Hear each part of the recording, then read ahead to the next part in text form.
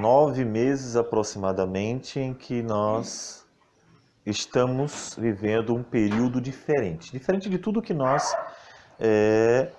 vivemos em anos anteriores, de tudo que nós esperávamos. Ninguém esperava isso. Mas observe, e como é importante estarmos atentos a isso, que são 9 meses em que as misericórdias do Senhor nos acompanham. Não significa que nós não tenhamos tido altos e baixos, sim. A jornada ela não é como uma planície. Na verdade, a vida ela dificilmente é marcada por pastos verdejantes, ainda que o Senhor nos conduza para eles tantas vezes. Mas a nossa vida costuma ser marcada por muitos altos e baixos, mas as misericórdias do Senhor nos acompanham. Olhe para a sua vida. Observe o dia a dia, não só o mês a mês, mas o dia a dia. Como Deus faz com que as suas misericórdias estejam nos cercando.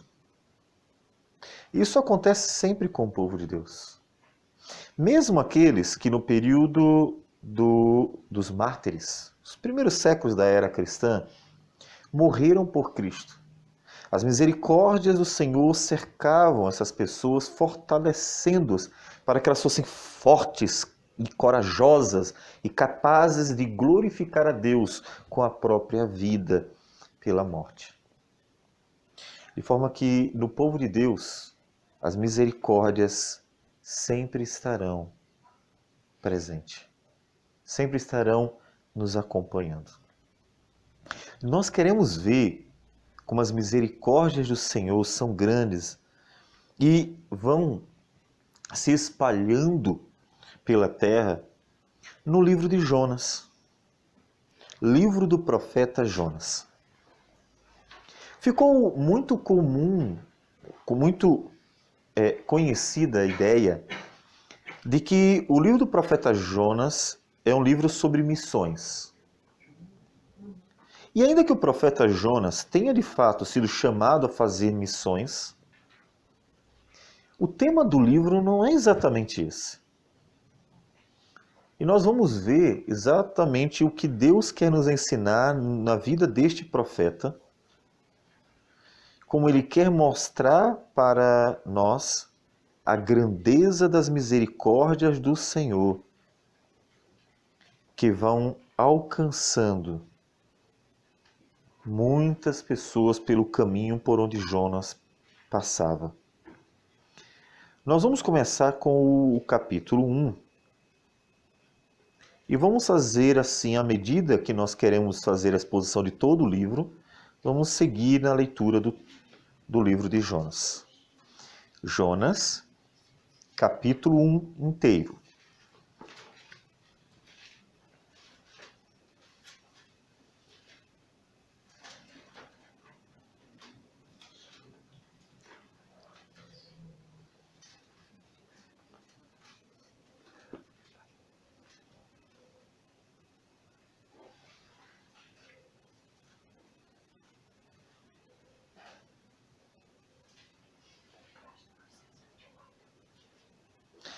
Na minha Bíblia é 924. Eu não sei se todos estão com Bíblia semelhante. É marcado, né? Eu andei lendo aí, né? Muito bem.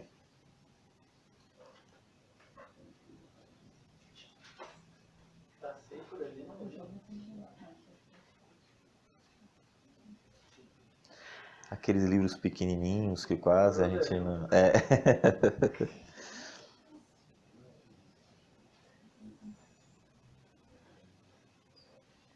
Diz assim a palavra do Senhor.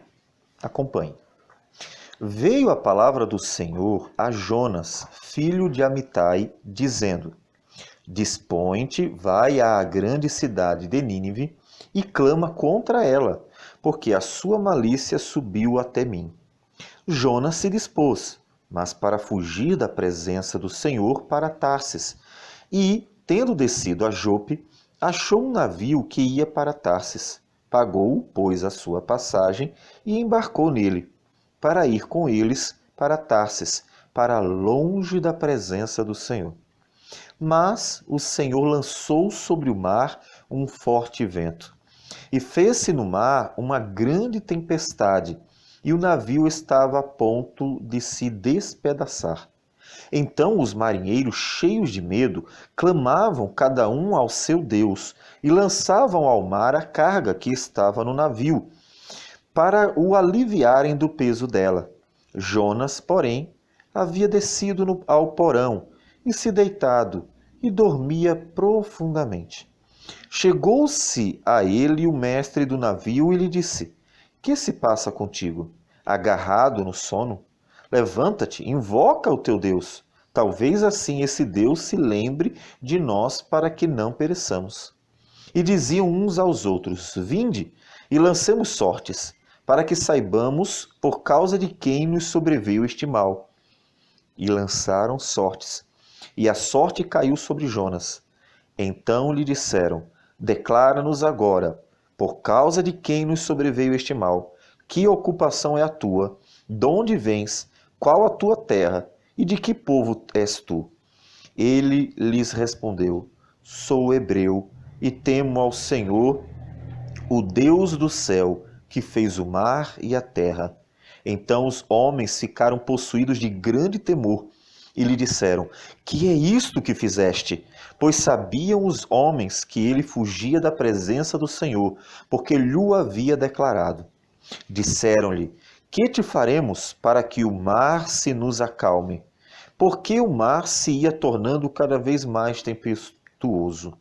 Respondeu-lhes: Tomai-me e lançai-me ao mar, e o mar se aquietará, porque eu sei que por minha causa vos sobreveio esta grande tempestade. Entretanto, os homens remavam, esforçando-se por alcançar a terra, mas não podiam, porquanto o mar se ia tornando cada vez mais tempestuoso contra eles. Então clamaram ao Senhor e disseram: Ah, Senhor, rogamos-te que não pereçamos por causa da vida deste homem, e não faças cair sobre nós este sangue, quanto a nós, inocente. Porque tu, Senhor, fizeste como te aprouve.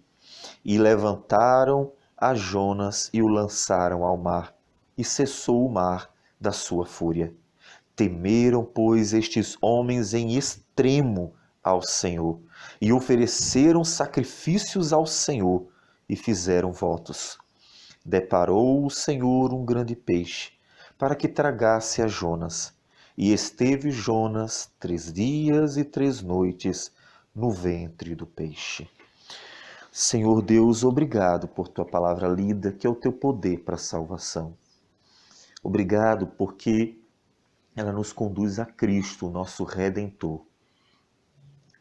Aquele que, como Jonas, passou 3 dias e 3 noites no ventre da terra, para nos redimir dos pecados e para ser glorificado como aquele que venceu a morte. Que o Senhor fale ao nosso coração, nós te pedimos. E tudo isso nós oramos em nome de Jesus. Amém, Senhor. Amém. Pois bem, veja que o livro de Jonas nos diz quem é, não só o seu autor, mas identifica ele de uma forma bastante específica. E nos ajuda a identificar mais ou menos o período dele, porque o livro de Reis, segundo Reis, capítulo 14, versículo 25, nos conta de um Jonas, filho de Amitai, que só pode ser esse Jonas. Não deveríamos esperar outro Jonas diferente deste. Nos diz que nos dias do reinado de Jeroboão II, quando restabeleceu ele os limites de Israel desde a entrada de Ramate até o mar da planície, segundo a palavra do Senhor, Deus de Israel, a qual falara por intermédio de seu servo Jonas, filho de Amitai. É como um nome e um sobrenome, ao dizer a genealogia de um personagem da Bíblia. E disse que era o profeta, o qual era de Gat-Hefer. Portanto, devemos entender que é o mesmo Jonas. Esse Jonas, então, está vivendo aproximadamente 60 anos antes da queda de Samaria. Por que isso é importante? Porque Jonas, que está vivendo nas tribos do norte, ele conhece bem o conflito entre Samaria, que estava vivenciando um período imperial e dominando povos ao redor, também se fez inimiga do povo de Deus. Portanto, os ninivitas, que eram exatamente os cidadãos da capital de Samaria, eram para Jonas homens indesejáveis, eram os inimigos. Por isso que nós começamos a entender a antipatia de Jonas a eles.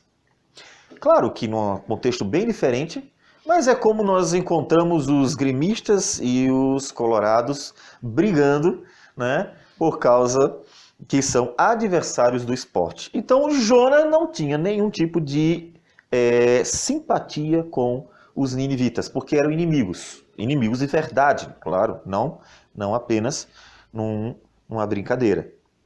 Então, diz o texto, voltando agora para o livro, que Deus fala com Jonas. Veja, é palavra de Deus. Deus fala com ele.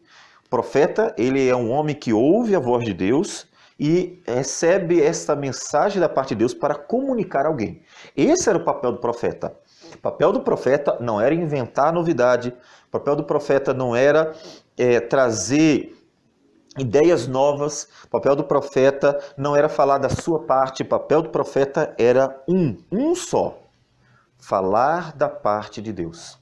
Porque aprove a Deus escolher homens para que a sua palavra se fizesse conhecida.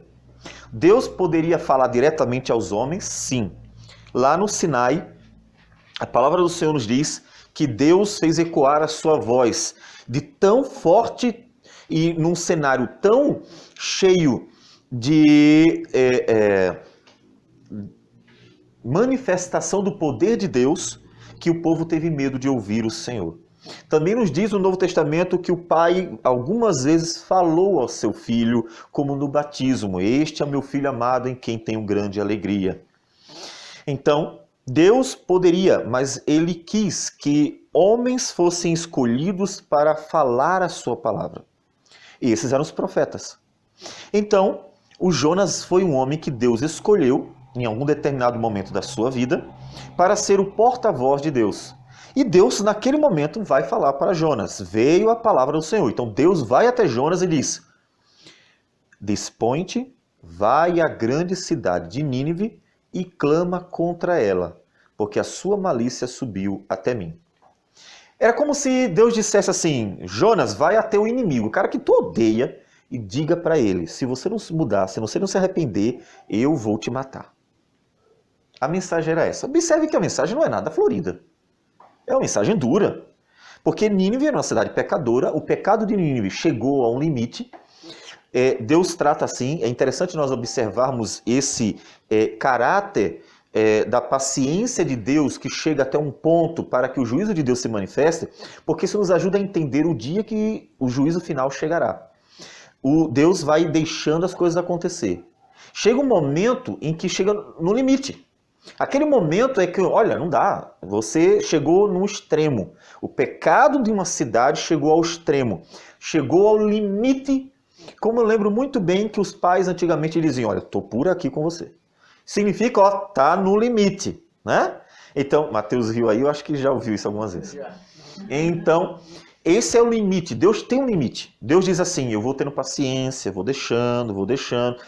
De repente a pessoa muda, volta, mas tem um momento que chega no limite. E então, Deus está dizendo para Jonas: chegou no limite de Nínive. Aquela cidade teve seus pecados ao limite. Então, Jonas, vem cá, vai lá e diz para ela que Deus haverá de destruí-la. É para clamar contra ela, não é a favor. Olha, Jesus te ama. Não era essa mensagem, nada doce mesmo. A mensagem era contra a cidade. Diga para Nínive que o pecado da cidade chegou ao limite e Deus vai destruí-la. Todavia, Jonas sabe muito bem que quando Deus manda um profeta para advertir, essa mensagem, ela possibilita o arrependimento. Porque se você não sabe o que está fazendo de errado, ninguém te avisou, certo? E chega no limite de Deus, você vai sofrer o castigo de Deus, porque você simplesmente ultrapassou, não se arrependeu e então continuou fazendo o que é errado.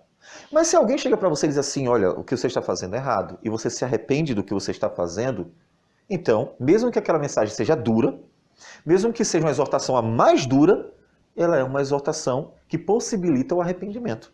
Não é assim?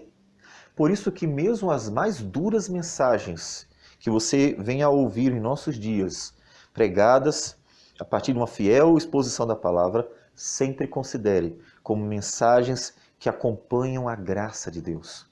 Porque são exatamente essas mensagens duras. Vai e fala contra a cidade, porque a malícia subiu até mim, que possibilitam o arrependimento do povo. São exatamente essas mensagens. E Jonas entendia muito bem. Jonas conhecia tão bem a Deus que, em vez de ele obedecer, ele vai fugir. Nós veremos o porquê Jonas fugiu no capítulo 4. Depois nós leremos o texto. Jonas vai fugir. Veja que Jonas tinha uma indisposição tão grande para com os ninivitas. Os inimigos dele eram de tal modo detestados por ele, que Jonas vai cometer um erro que ele mesmo, com certeza, sabia que era absurdo. Observe como a dureza do coração leva o homem a cometer erros que são absurdos, óbvios demais, claros demais, entende? Ou seja, veja, versículo 3, Jonas se dispôs, mas para fugir da presença do Senhor. Me diga, será que o profeta que sabia qual a grandeza das misericórdias de Deus, a bondade de Deus, poder de Deus, e assim conhecia os atributos de Deus, também não sabia que não tem como fugir de Deus? Que não adianta, para onde você for, o Senhor estará ali? Será que Jonas, que viveu muito depois de Davi, não conhecia o Salmo 139? Vamos para o Salmo 139, em que Davi diz o seguinte sobre a onisciência de Deus. Senhor, tu me sondas e me conheces. Sabes quando me assento e quando me levanto. De longe penetras os meus pensamentos. Esquadrinhas o meu andar e o meu deitar, e conheces todos os meus caminhos. Ainda a palavra me não chegou à língua, e tu, Senhor, já a conheces toda. Tu me cercas por trás e por diante, e sobre mim pões a mão. Tal conhecimento é maravilhoso demais para mim, é sobremodo elevado, não o posso atingir. Para onde me ausentarei do teu espírito? Para onde fugirei da tua face? Se subo aos céus, lá estás. Se faço a minha cama no mais profundo abismo, lá estás também. Se tomo as asas da alvorada e me detenho nos confins dos mares, ainda lá me haverá de guiar a tua mão e a tua destra me susterá. Jonas sabia que não tinha como fugir da presença de Deus, mas a dureza do coração dele, em que ele não queria que a misericórdia de Deus alcançasse os seus inimigos. Veja que coisa interessante, e Jesus ensina lá na frente exatamente que a nossa conduta tem que ser oposta à de Jonas. Vocês lembram? Quando Jesus, lá em Mateus, capítulo de número 5, vai falar sobre o amor ao próximo, no versículo 43, dizendo: Ouvistes que foi dito, amarás o teu próximo e odiarás o teu inimigo. Essa era a ideia que o judeu tinha. Jesus, porém, corrige. Eu, porém, vos digo, amai os vossos inimigos e orai pelos que vos perseguem, para que vos torneis filhos do vosso Pai Celeste, porque ele faz nascer o seu sol sobre maus e bons, e vir chuvas sobre justos e injustos. Bem que Jonas precisava ouvir esta doce palavra do Senhor Jesus.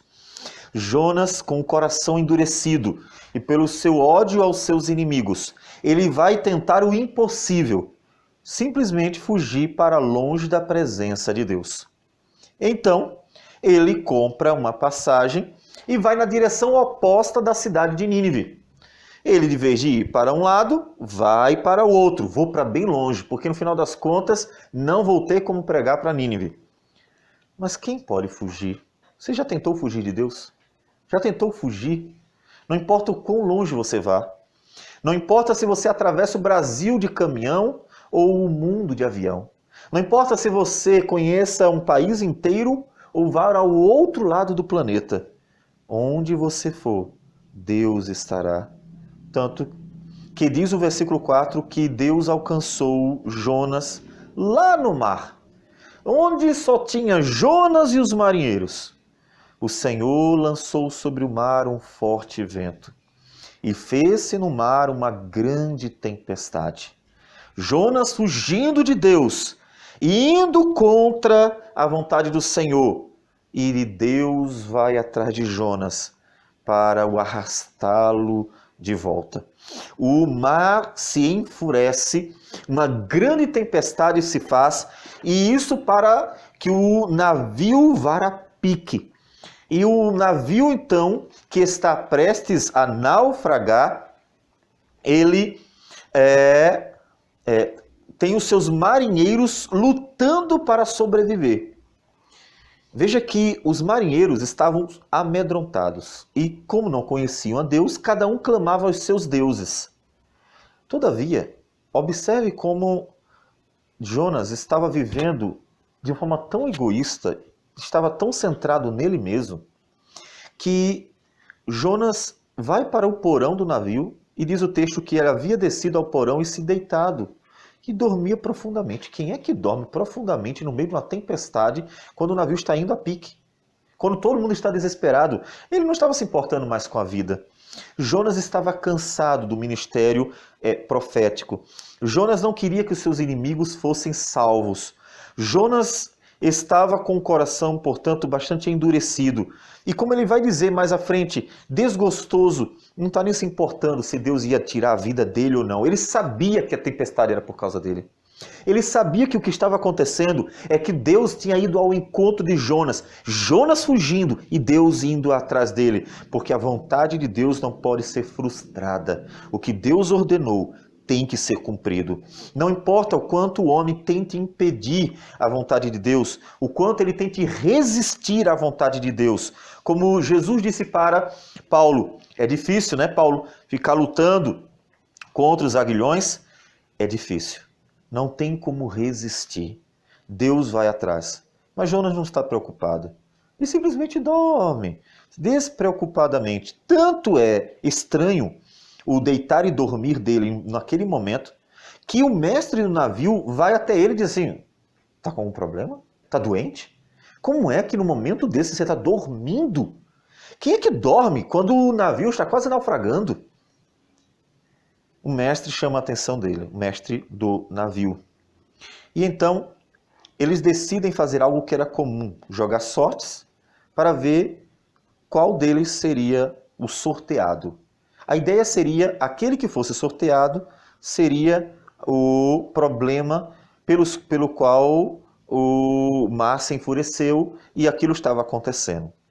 E a sorte cai exatamente sobre Jonas. E então os marinheiros vão a Jonas e perguntam, Jonas, conta a sua história. Agora você é obrigado, eles estão obrigando Jonas a contar a história dele.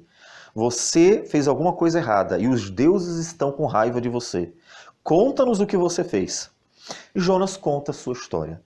Eu sou hebreu, ele deve ter contado que era profeta, ele contou tudo, o texto não nos narra. Mas a ideia do texto, no resumo que ele faz, é que ele respondeu às perguntas. E inclusive ele disse o que foi que ele fez. E quando eles souberam que Jonas estava fugindo como um profeta da presença de Deus, porque não queria obedecer a Deus, eles ficaram com muito medo. Diz o texto que eles ficaram possuídos de grande temor e disseram: que é isso que fizeste? Veja que interessante, são pagãos. Homens que não conheciam a Deus e não temiam a Deus conseguiram ver claramente que o que Jonas estava fazendo era um absurdo.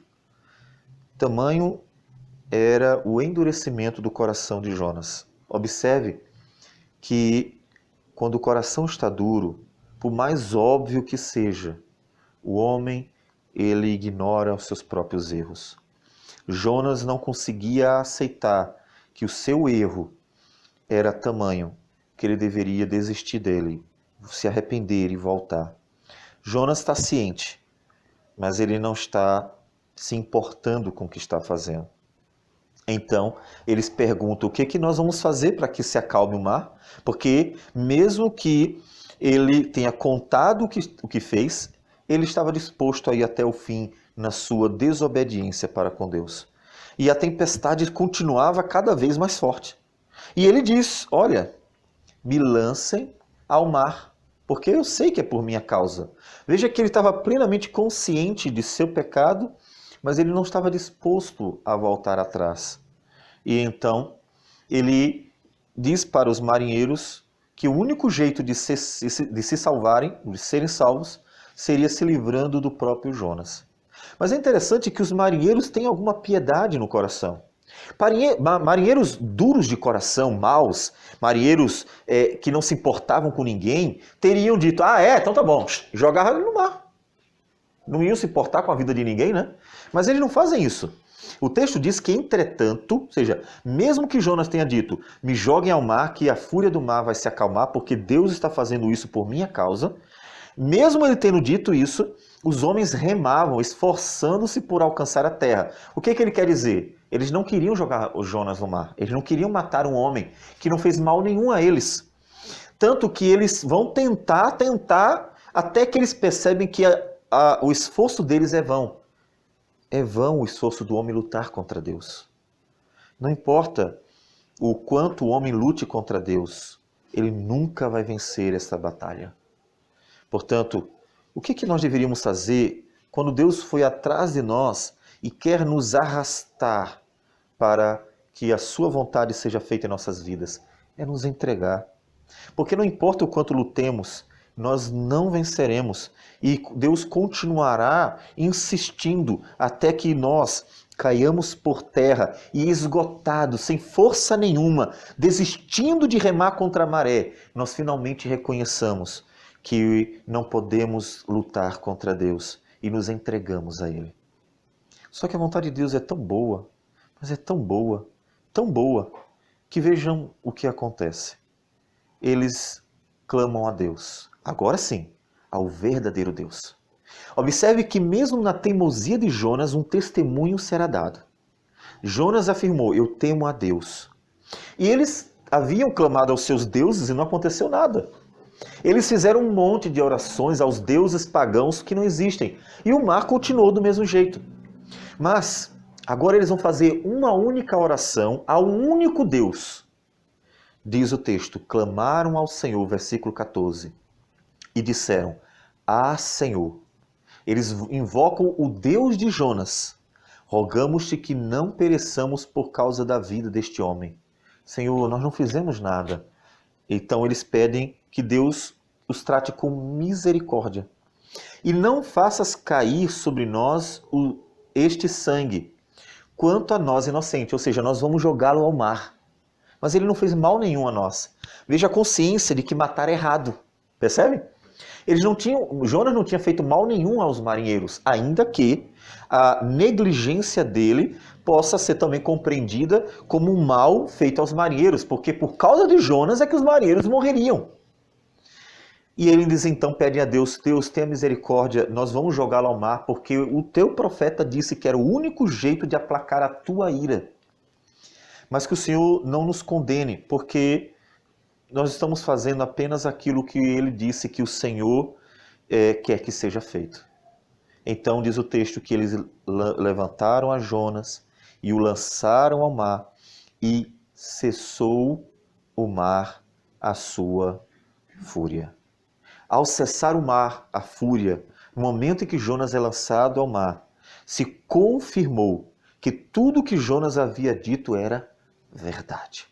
O mar estava revolto, tudo turbulento, todos os deuses invocados, nada acontece. O mar continua furioso, a ira do mar contra o barco continua prevalecendo. Então Jonas diz: eu sou o profeta do Senhor e o único jeito é que vocês façam o seguinte.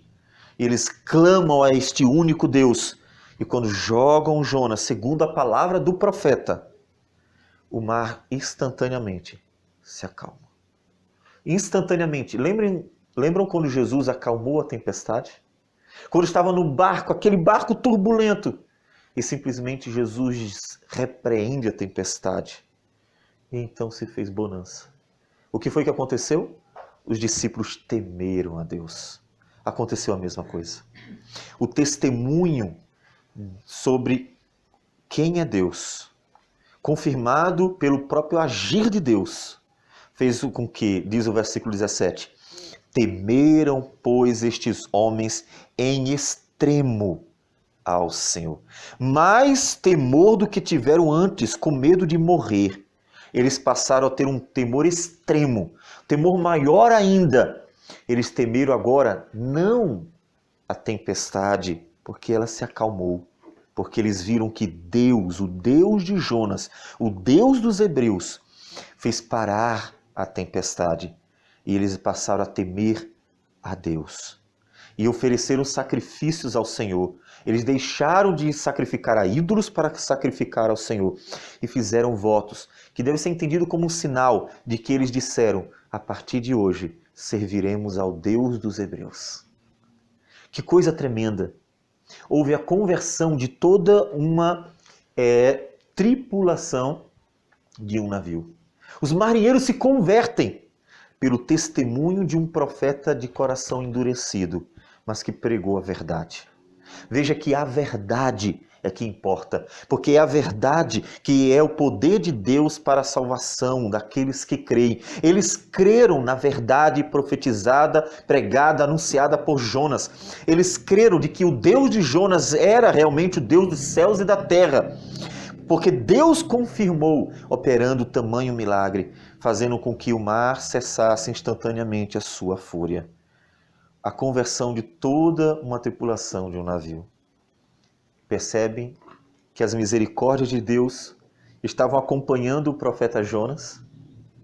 Veja que aqui nós já temos uma antecipação do que vai acontecer com a cidade de Nínive. Foi alcançada pela graça de Deus ao se arrepender, quando ouviu a palavra do profeta, mesmo que o profeta tenha errado e o coração estivesse endurecido, mas tenha pregado com fidelidade. Jonas não mentiu um só momento, disse a verdade. E Deus mostrou sua misericórdia, salvou toda uma tripulação que passou a servir ao Deus de Israel, porque viu que este era o verdadeiro Deus e não os falsos deuses que eles criam antes. As misericórdias de Deus acompanham os seus servos. Por onde vai o povo de Deus, anunciando a verdade, as misericórdias de Deus vão seguindo como rastro, para glorificar a Deus, as misericórdias de Deus. E aí, o versículo 17 mostra que as misericórdias do Senhor vão alcançar também um profeta de coração duro. Deparou o Senhor um grande peixe para que tragasse a Jonas. E esteve Jonas 3 dias e 3 noites no ventre do peixe. Deus poderia ter abandonado o profeta. Esse profeta é desobediente, deixa ele lá. Mas Deus queria mostrar o tamanho da sua misericórdia, tanto na vida de Jonas, como na vida da cidade de Nínive. Deus tinha um propósito, e o propósito de Deus não falha.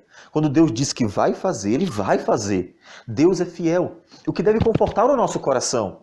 Deus é fiel, Ele jamais deixará de cumprir a sua palavra. Jamais. Deus manda um peixe engolir Jonas para o conservar com vida. e por 3 dias e 3 noites ele esteve no ventre do peixe. E é lá dentro do ventre do peixe que, angustiado com tudo que estava acontecendo, com uma missão que para ele foi demasiadamente desagradável, com toda a turbulência que ele viveu dentro daquele navio, com ser lançado ao mar e quase morrer afogado, e estar ali dentro de um peixe, tudo isso angustiou o coração de Jonas. E Jonas vai orar ao Senhor de dentro de um peixe. Existe um lugar para orar ao Senhor? Meus amados, o clamor que Deus ouve é o clamor daquele que, conhecendo a Deus, o invoca de todo o seu coração. O clamor daquele que busca a Deus com profunda sinceridade, conhecendo a este Deus, é a graça que ele manifesta ao seu povo. Ele ora, nós não vamos ler a oração toda.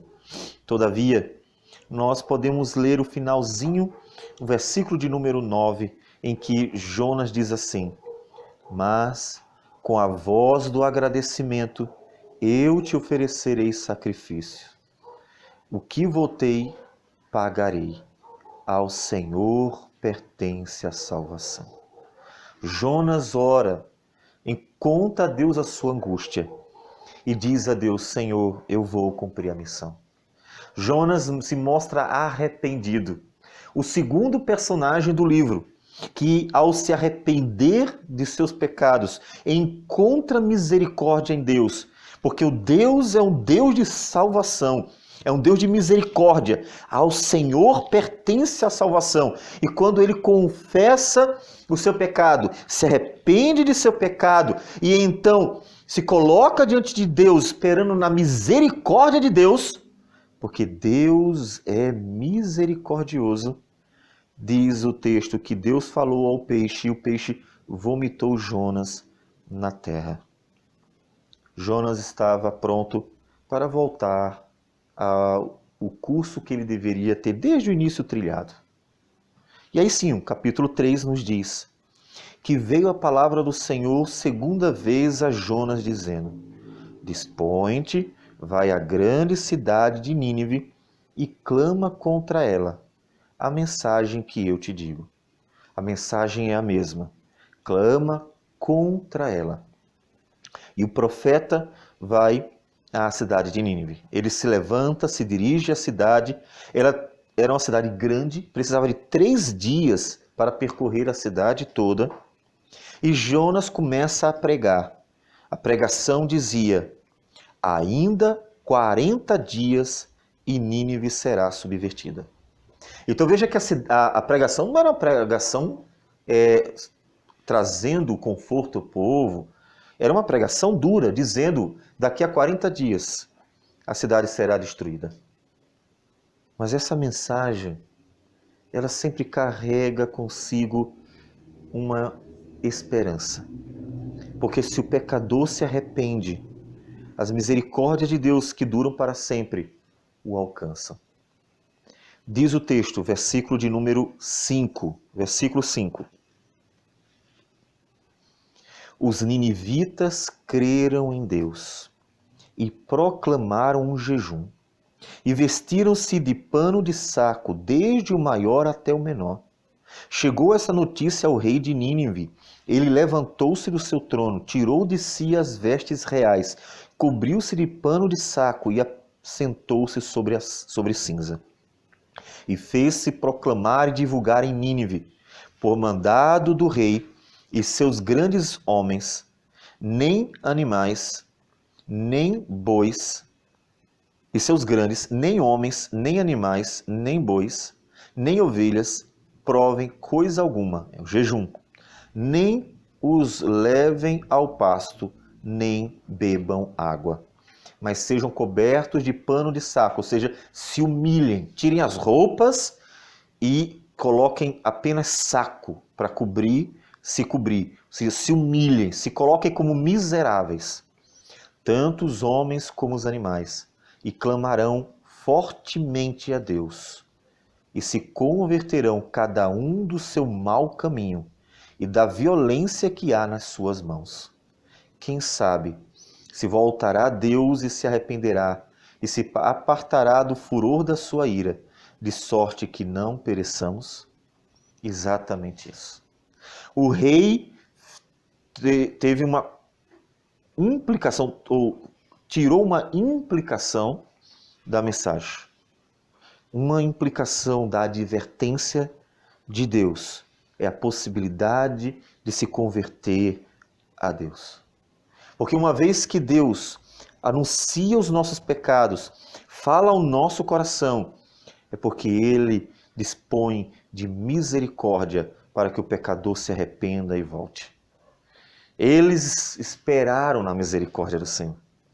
E então o texto diz que viu Deus o que fizeram, como se converteram do seu mau caminho, e Deus se arrependeu do mal que tinha dito lhes faria e não fez.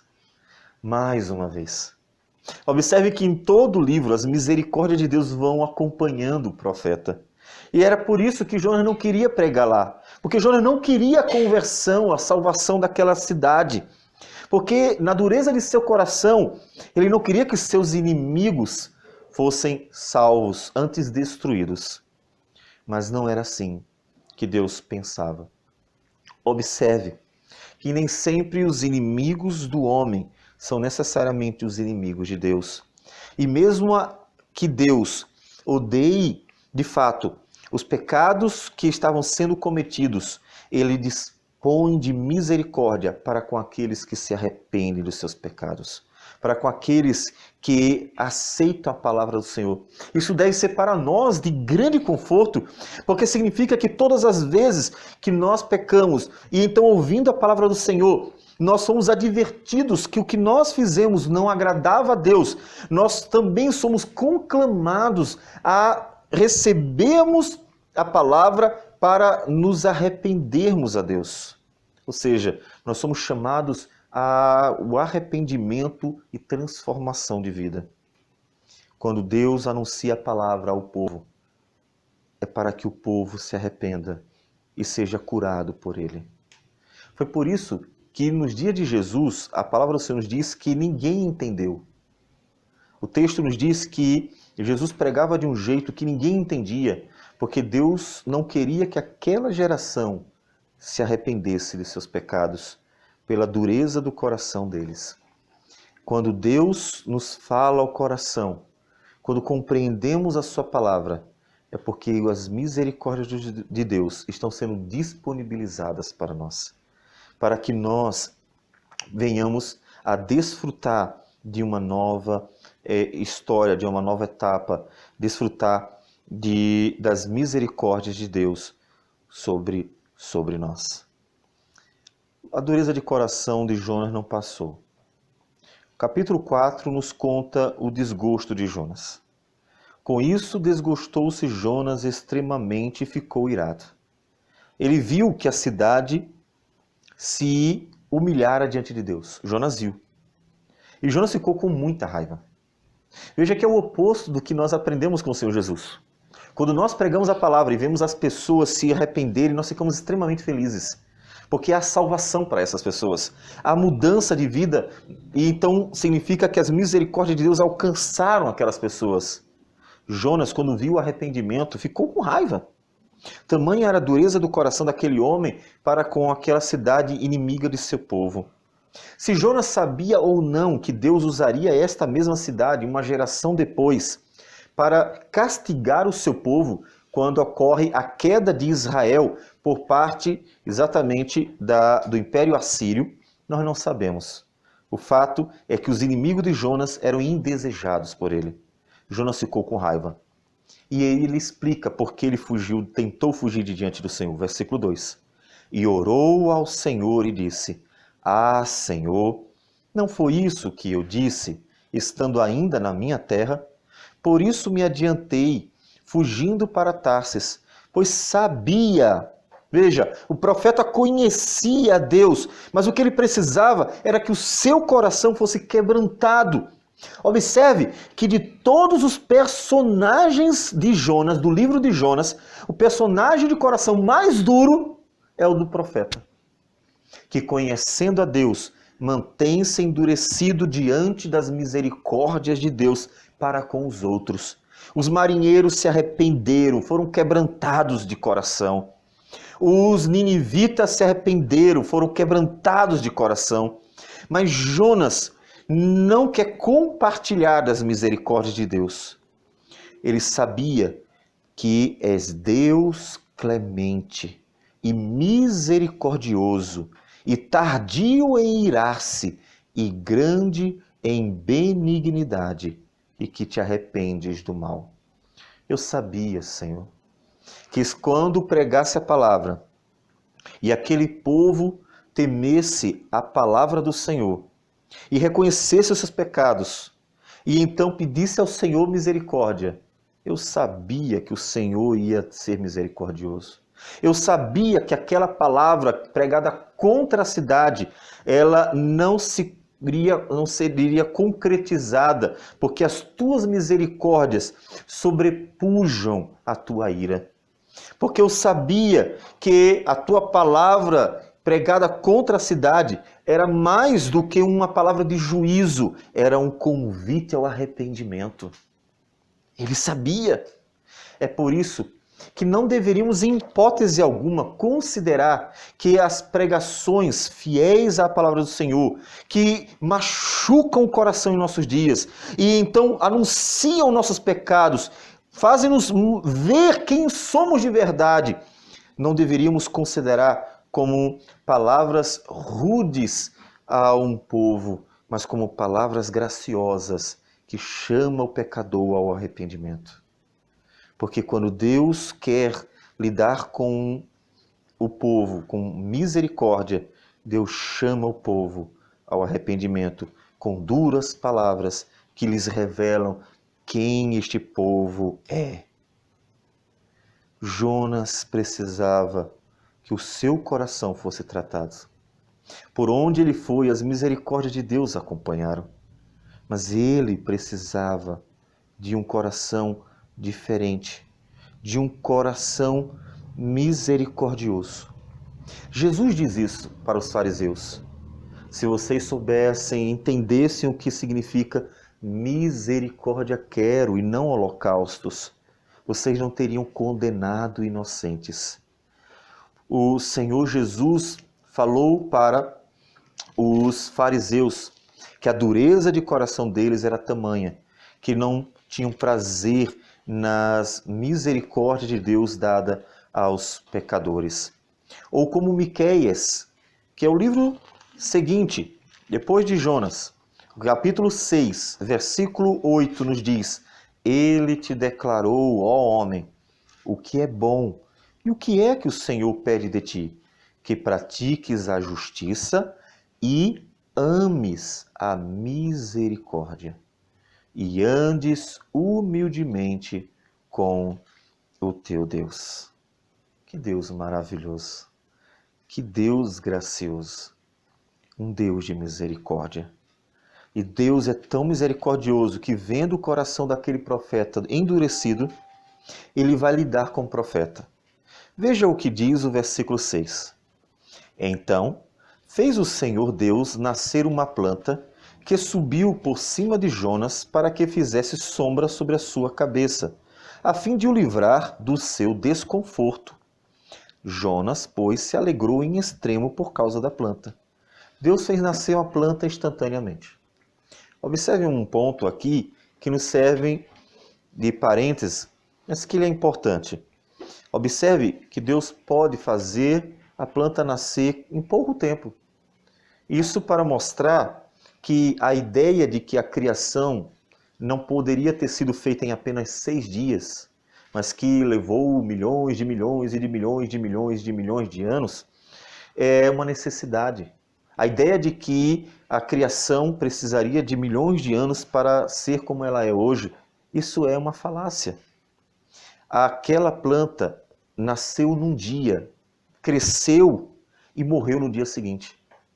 Se nós olhássemos para ela e julgássemos tendo em vista o nosso conhecimento, né, vamos dizer assim, da vegetação, das plantas, do comportamento delas, nós diríamos, essa planta aqui, pelo jeito ela já deve ter 1 ano, deve ter 2 anos, e ela nasceu em um dia e morreu no dia seguinte. Perceberam? Deus pode em 6 dias fazer tudo, porque Ele é Deus. Não deveremos duvidar disso, nem hipótese alguma. E no livro de Jonas, nós encontramos mais uma evidência deste poder de Deus. Mas Deus, no dia seguinte, ao subir da alva, enviou um verme, o qual feriu a planta e esta se secou. Em nascendo o sol, Deus mandou um vento calmoso oriental, o sol bateu na cabeça de Jonas, de maneira que desfalecia. Pelo que pediu para si a morte, dizendo, melhor me é morrer do que viver. O profeta estava revoltado, a ira dele tomava conta do seu coração. E, por causa disso, tudo estava sendo superdimensionado. Então perguntou Deus a Jonas, é razoável essa tua ira por causa da planta? Ele respondeu, é razoável a minha ira até a morte. Ele estava com raiva, porque ele tinha conforto com a planta, e no dia seguinte ela morreu, e agora o sol estava queimando a cabeça dele. Então Deus dá uma lição para o profeta. Tornou o Senhor, tens compaixão da planta, que te não custou trabalho, a qual não fizeste crescer, que numa noite nasceu, e numa noite pereceu. Você ficou com raiva porque a planta nasceu para o teu bem, mas no dia seguinte morreu, e então você ficou com raiva porque ela deixou de fazer sombra sobre a sua cabeça? E não hei de eu ter compaixão da grande cidade de Nínive, em que há mais de 120.000 pessoas que não sabem discernir entre a mão direita e a mão esquerda, e também muitos animais? Jonas, a dureza do teu coração é tão grande, você está tão egoísta, que só pensa em você. Quando o Senhor salvou Jonas por meio do grande peixe, Jonas se alegrou, pediu misericórdia e Deus então o atendeu. Quando Jonas estava sendo queimado pelo sol, fora da cidade, esperando o que Deus ia fazer, Deus providenciou um livramento, uma planta que lhe trouxe sombra, e então ele se alegrou sobremaneira, mas tendo vindo o germe e matado a planta, ele se aborreceu. Jonas ficava feliz quando as coisas boas aconteciam com ele, mas não estava disposto a ver as misericórdias de Deus serem dispensadas sobre pessoas que precisavam de Deus tanto quanto ele. As misericórdias de Deus cercam a vida do seu povo. Percebe? A gente pode aplicar algumas questões à nossa vida. Primeiro, observe como mesmo na teimosia de Jonas, Deus não deixou de amá-lo. Percebeu? O profeta de coração duro, desobediente, e mesmo assim Deus não desistiu de ir atrás dele. Não que Deus dependesse de Jonas, mas o amor de Deus se mostra aqui incondicional. Percebe? Jonas faz tudo o que é errado e Deus se dispõe a perdoá-lo. Deus se dispõe a recebê-lo de novo. Deus não simplesmente diz, sabe uma coisa? Você é muito chato, tá? Vai-te embora e eu vou procurar outro profeta no teu lugar. Afinal das contas, Deus pode chamar quem ele quiser. E Deus tinha muitos profetas nesse período. Não. Deus queria que a sua palavra se cumprisse na vida de Jonas. Deus decidiu amar Jonas e Deus não mudou de opinião por causa de quem Jonas se mostrou ser. O amor de Deus é incondicional. Vejam que as misericórdias de Deus estão sempre disponíveis para aqueles que buscam as misericórdias. Mesmo tantos pecadores aqui, com sérios pecados, veja, Jonas desobedece a Deus absurdamente. Os marinheiros são idólatras, que sacrificam a ídolos, que pecam contra o Senhor diariamente, mas Deus atende com misericórdia a vida destes pecadores. Nínive, uma cidade em que o pecado já tinha chegado no limite. Então imagine que o negócio não estava bom. Porque para Deus dizer que vai destruir uma cidade, significa que o negócio já chegou num patamar pior do que os nossos. Você acha ruim o que está acontecendo hoje? Estava pior. Porque se nossos dias fossem piores do que os dias de Nínive, de Sodoma e Gomorra, Deus já tinha trazido o juízo sobre nosso povo, nossa nação, o mundo inteiro. Portanto, estava pior. Mas, independente do tamanho do pecado de Jonas, dos marinheiros e dos ninivitas, Deus é misericordioso para com aqueles que o buscam. Isso é fantástico.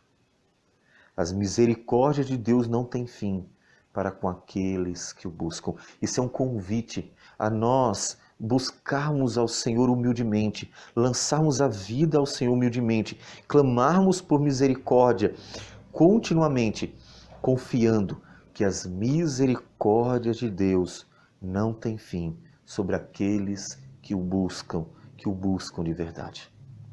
Todos viram as misericórdias de Deus aqui. É um convite para que você não endureça o coração como Jonas endureceu. Não adianta fugir, não importa para onde você vá. Você é conhecido por Deus. Até os seus pensamentos, Deus sabe quais são.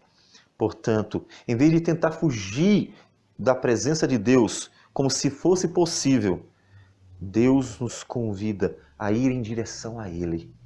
Em vez de ir em direção oposta à vontade de Deus, vá em direção ao próprio Deus, porque ainda que Ele seja santíssimo, Ele também é um Deus de grande misericórdia.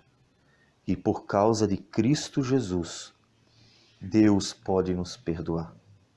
Lembre-se que o livro do profeta Jonas tem para nós uma importante mensagem profética, porque Jesus mesmo nos disse que assim como Jonas esteve 3 dias e 3 noites no ventre do grande peixe, nos diz o capítulo 1, versículo de número 17, Jesus diz em Mateus 12, 40, que Ele, o Filho do Homem, o nosso Senhor e Salvador, Jesus, também estaria no ventre da terra, ou seja, também padeceria. Mateus capítulo 12, versículo 40. Porque assim como esteve Jonas 3 dias e 3 noites no ventre do grande peixe, assim o Filho do Homem estará 3 dias e 3 noites no coração da terra. Ou seja, que o Senhor Jesus morreria por nossos pecados. Por que foi possível que as misericórdias de Deus alcançassem Jonas, os marinheiros e os ninivitas? Por quê? Porque o Filho de Deus esteve 3 dias e 3 noites no coração da terra. Na verdade, Jonas foi apenas um mensageiro, e um mensageiro muito endurecido. Mas as misericórdias de Deus nos alcançaram, não foi por causa de Jonas, mas porque o Filho de Deus, que morreu numa cruz, cumpriu a redenção para que as misericórdias de Deus pudessem vir até nós. Veja o quão bom é Deus. Se você em algum momento já duvidou do tamanho das misericórdias de Deus, então olhe para Jonas, para os marinheiros e os ninivitas e veja o tamanho das misericórdias. E se você tiver ainda dúvida, não olhe para eles, mas olhe para aquele que morreu na cruz do Calvário, e então você terá com nitidez uma compreensão do tamanho das misericórdias de Deus. Porque nos diz a palavra do Senhor em Romanos 5:8, mas Deus prova o seu próprio amor para conosco, pelo fato de ter Cristo morrido por nós, sendo nós ainda pecadores.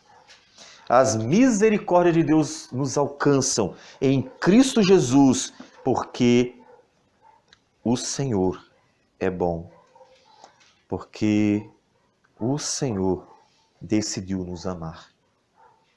Isso é maravilhoso demais. Portanto, desfrute das misericórdias. Faça o que nós vimos o salmista nos falar sobre que Deus fez na vida dele. Salmo 116, ele diz no versículo 12, nós lemos hoje: que darei ao Senhor por todos os seus benefícios para comigo? Tomarei o cálice da salvação e invocarei o nome do Senhor. Portanto, não deixe de desfrutar das misericórdias de Deus. Por que fugir das misericórdias de Deus quando elas são preciosas? Não fuja. As misericórdias de Deus são a causa de não sermos consumidos.